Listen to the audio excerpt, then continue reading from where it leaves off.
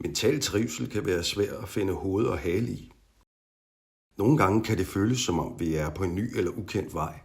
Når vi har de rette redskaber og den rette viden, ligesom et kort, kan det hjælpe os med bedre at forstå rejsen, der ligger foran os. Lad os præsentere Daniel Sutton, ergoterapeut med speciale i mental sundhed, forsker og underviser.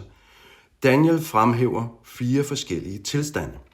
Lavt involveret tilstand, delvist involveret tilstand, involveret tilstand og fuldt involveret tilstand.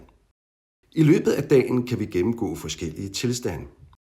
Det er okay at have en pyjamasdag og tilbringe dagen med refleksion, men god mental trivsel opstår, når vi skifter mellem de forskellige måder at handle på, frem for at blive i den samme tilstand i lang tid.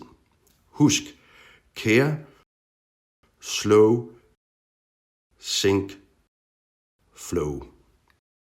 De 4 tilstande kan hjælpe dig til at håndtere de mentale udfordringer, du kan stå i, og nøglen til et balanceret liv er at blive god til at skifte mellem de forskellige tilstande. Denne guide til mental trivsel og balance har til formål at hjælpe dig med at reflektere over de hverdagsaktiviteter, der fylder dine dage, og hvordan du kan bruge dem til at komme i den tilstand, du gerne vil være i.